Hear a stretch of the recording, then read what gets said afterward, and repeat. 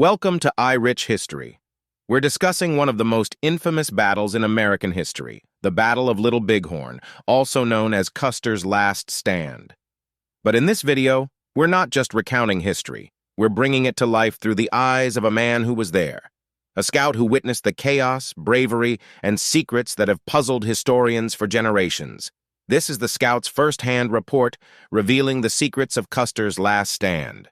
June 25th, 1876.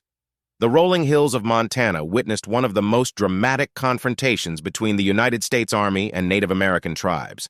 The 7th Cavalry, led by Lieutenant Colonel George Armstrong Custer, faced a coalition of Lakota, Northern Cheyenne, and Arapaho warriors.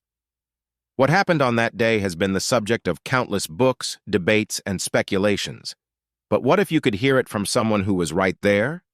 George B. Herondine, a scout with the 7th Cavalry, provides us with a rare first-hand account of the events leading up to and during the Battle of Little Bighorn. His words paint a vivid picture of the battle and challenge many of the misconceptions that have persisted over time. Herondine recalls being with General Gibbon's command at the mouth of the Rosebud when Generals Terry and Custer joined them. Custer, eager to engage the native forces, was confident in his strategy, and Herondine was chosen to accompany him as a scout.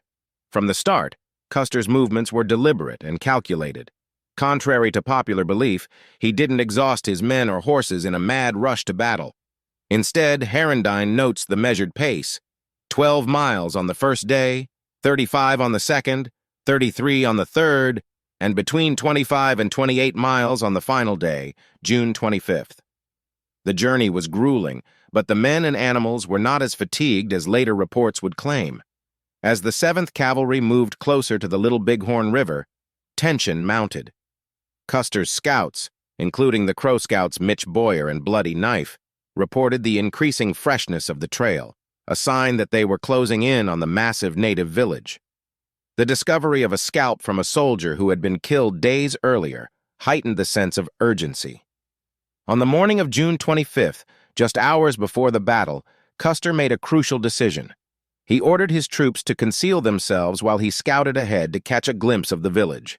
When he returned, the orders were clear. They would advance, with Reno leading the charge.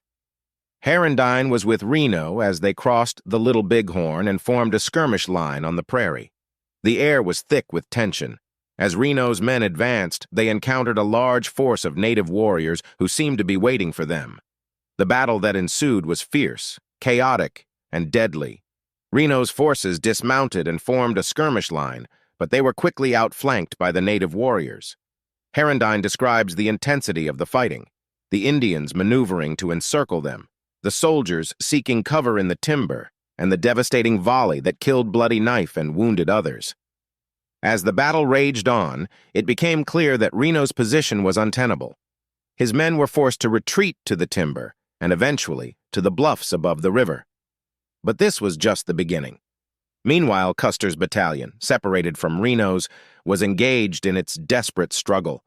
From the timber, Herondine and the remaining men could hear the distant sounds of gunfire, the final moments of Custer's last stand. Herondine recounts hearing 9 distinct volleys from Custer's position, followed by sustained firing. The intensity of the battle was such that it seemed Custer might be advancing. But as the firing died down, the grim reality set in Custer's forces had likely been overwhelmed. By the end of the day, the battle was over. Herondine and the other survivors of Reno's command regrouped on the bluffs, where they would hold out until General Terry and Gibbon's command arrived on June 27th. It was only then that the full scale of the disaster became apparent. Custer and over 200 of his men lay dead on the battlefield. Herondine's account challenges many of the myths surrounding Custer's last stand. Far from being a reckless charge, Custer's actions were those of a seasoned soldier who, despite the odds, believed he could win. The scout's first-hand report reveals the complexity of the battle and the tragic outcome that shaped American history. The Battle of Little Bighorn is a story of courage, misjudgment, and the clash of cultures. Through the eyes of George B. Herondine, we gain a deeper understanding of the events that transpired and the legacy they left behind. If you found this account as fascinating as we did, subscribe to EyeRich History. Hit the notification bell so you never miss a new video.